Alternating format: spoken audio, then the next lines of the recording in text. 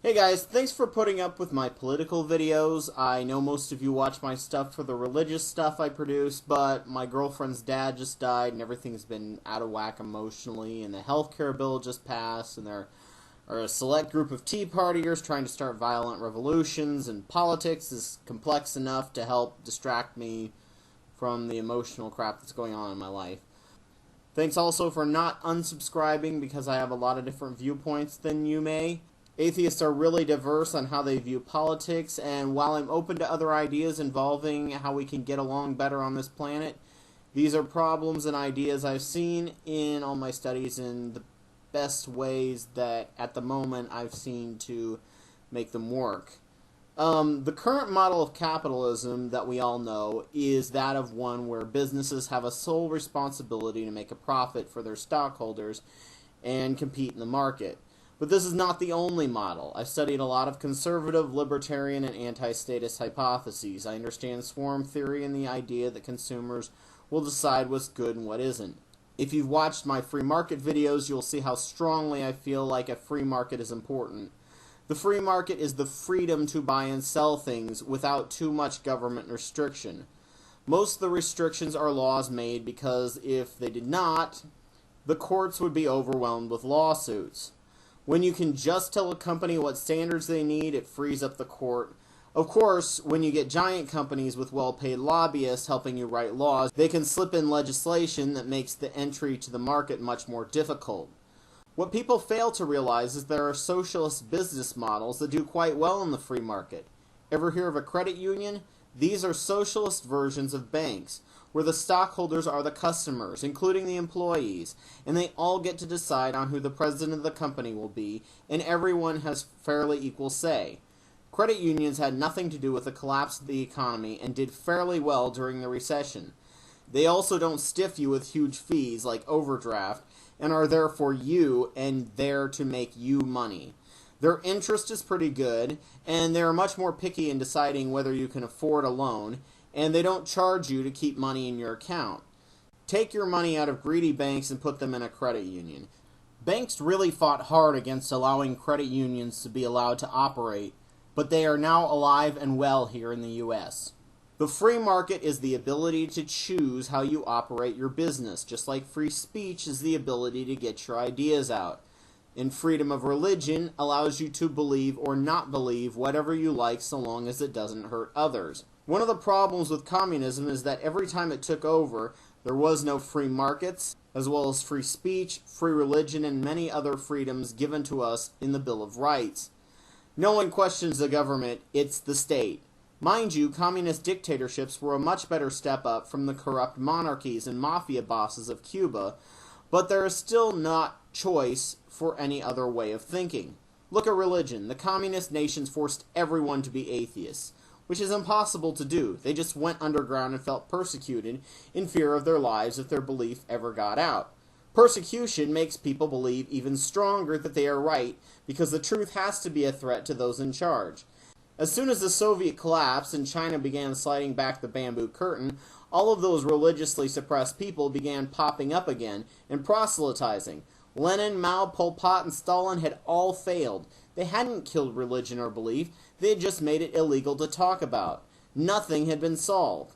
The Czech Republic and Estonia were some of the few exceptions, and I would love to see why they succeeded. Look at Western Europe. It is listed as 52% religious, the exact same percentage as Russia, with Russia appearing to grow in religion and Europe appearing to shrink. Western Europe required no suppression of religion, they just needed good schools and education, giving the people the tools they needed to come to their own conclusions, such as the scientific process and critical thinking, much like what freedom of speech is supposed to provide.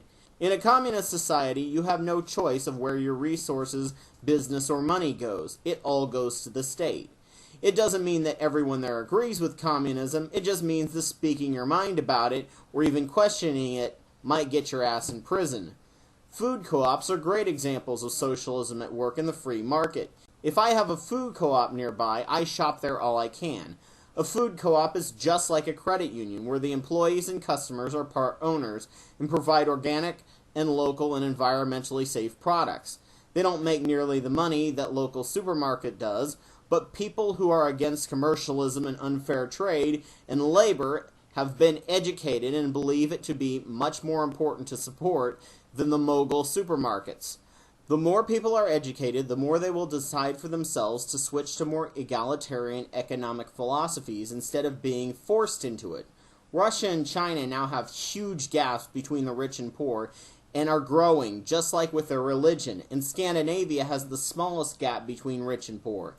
Education, not suppression, is the best way to find the best ways to live.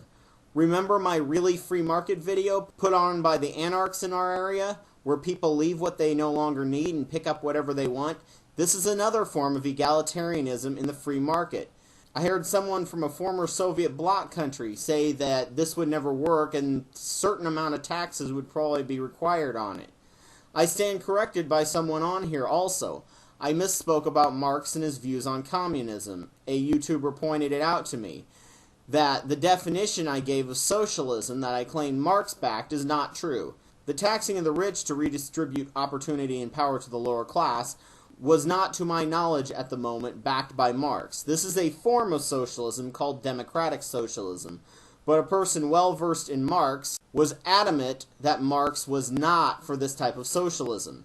Socialism is a system where the workers own the means of production, instead of people owning the companies, and then using labor and making fortunes off the backs of their laborers. Well, guess what? This system can work in a free market as well. During the crash, several failing companies were bought out by their employees, and everyone now has a say in the direction of the business.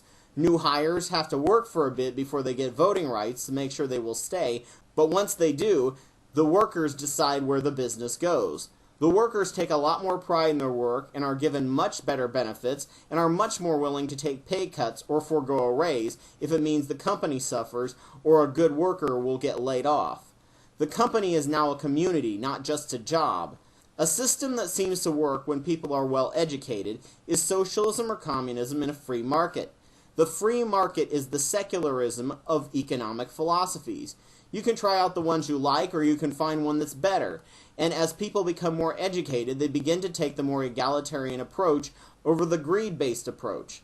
The working class can have the power and equality they deserve without the government forcing it on them. Atheism is growing slowly worldwide now that we have a forum to let our ideas reach in places and people who had limited access to new ideas.